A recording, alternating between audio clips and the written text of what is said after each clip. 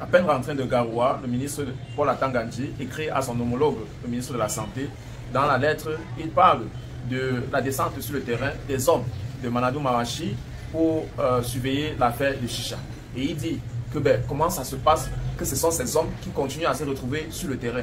Pour ceux qui n'ont pas suivi cette affaire-là, je vous donne ce petit extrait de débat entre Parfait Aïssi et Pierre Biérot sur la question.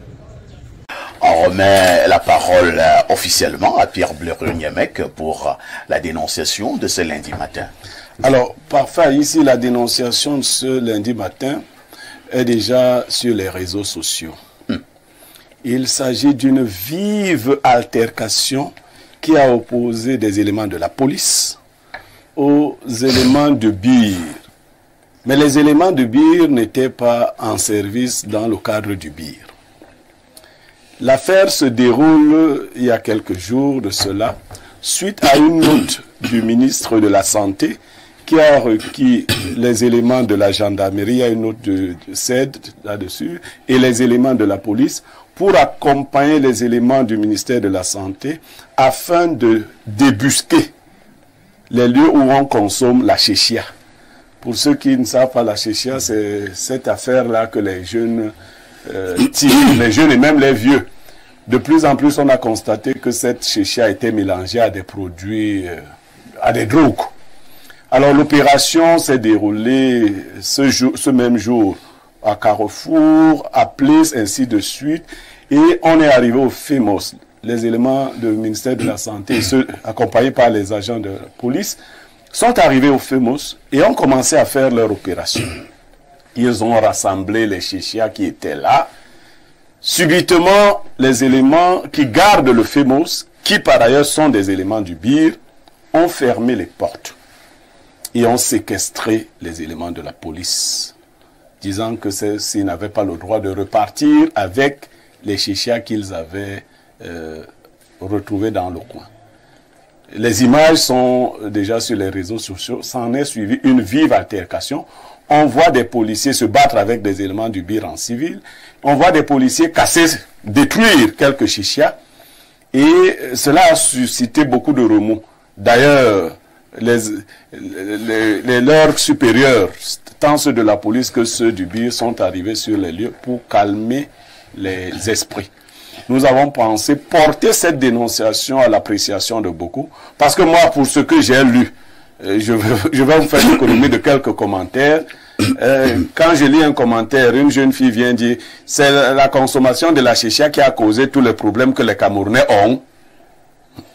Si je vous prends des commentaires comme cela, il est question de clarifier le rôle des uns et des autres. Est-ce que le FEMOS jouit d'un statut particulier qui fait en sorte que lui, il ne puisse pas être l'objet de ce genre de contrôle? Est-ce que les policiers n'ont pas le droit d'accompagner ces éléments, ainsi de suite? Que font les éléments du BIR dans un espace privé comme celui-là, comme gardien d'un espace privé? Telles sont les questions que soulève notre dénonciation de ce jour. D'accord. Je pense que c'est une dénonciation qui soulève vraiment beaucoup d'aspects.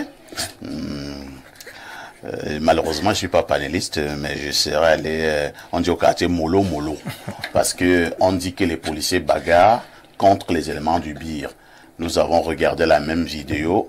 Aucun homme n'était habillé avec la tenue du BIR. Bon, ça devient d'abord compliqué. Mais on dit que ce sont les éléments du BIR. Par contre, on voit bien les policiers qui sont habillés en tenue de police. Bon, on dira donc, si M. Aïssi le souhaite, que c'est des civils qui se battent avec des policiers. Mais je viens de vous dire, peut-être qu'il fallait que j'aille plus loin. J'ai contacté les autorités qui sont compétentes. Et c'est bien un colonel. Les Rio, je vais passer la parole pour la remarque que vous faites, non, pas ça ici, la remarque que vous faites remet en cause ma dénonciation. Non, pas du tout. Oui, non, parce que je dis que c'est des éléments du BIR. Non, ça remet pas en cause. Voilà. Je suis en train de poser une question. Oui, je dis que les éléments du BIR, et je maintiens, le BIR est donc libre de contester que ce n'est pas lui, c'est des éléments éléments du BIR qui gardent Fémos, qui se sont battus pour que ceux qui vont analyser sachent bien que c'est les éléments du BIR. Lério, vous avez raconté la dénonciation. Oui, vous permettez donc aux autres vous avez joué de donner qui consistait leur analyse. Non, votre rôle a consisté à remettre en cause. Je n'ai pas remis en question. Vous l'avez fait. Oh là là, c'est compliqué. Hein. Vous racontez une dénonciation, vous avez une position. Mais vous êtes modérateur, vous n'avez pas analysé la dénonciation. Je n'ai plus rien analysé. Vous l'avez analysé. Je pose une question. Voilà. On a vu des gens en civil bagarrer. Et je vais poser la question à Bernard Owona que est-ce que ces images sont suffisantes pour qu'on arrive à une déduction qu'il s'agit des éléments du BI? Voilà la question du modérateur que je suis. Ici, je voulais rassurer M. Niemek, j'ai toutes les réponses à ces nombreuses questions. D'abord, il faut dire à vos téléspectateurs que le Fémos en question est la propriété du colonel israélien qui s'appelle Eran Moïse. C'est pour ça que le BIR garde ces lieux-là. Vous comprenez donc déjà de quoi il s'agit? Le rapport. Vous comprenez le rapport? Oui. Ça veut dire que l'Israélien qui est colonel et qui dirige le BIR est propriétaire d'un gros et prestigieux Sénac à Yaoundé. Et parce qu'il est le patron du BIR, il fait donc garder ce lieu-là de détente et de distraction par des éléments du... Comment vous définissez le BIR? Le bataillon d'intervention rapide. D'intervention rapide. Allez vous demander que font les éléments du bataillon d'intervention rapide dans un Sénac bar qui gardent. Ils sont là, ils ont d'autres missions. On a besoin d'Abamenda par exemple. Et dans le Septentrion pour traquer les terroristes et autres. Donc ils se retrouvent donc que ces braves éléments du BIR sont commis pour garder un Sénac bar à Yaoundé. Un Sénac bar qui appartient au colonel israélien Eran Moïse. Enfin ici, les policiers étaient dans leur droit. Ils sont allés pour une mission précise, demandée ou sollicitée par le ministre en charge de la santé publique. Parce que c'est dans ces milieux-là où la consommation des choses compliquées est véritablement au grand pic. Et donc, voir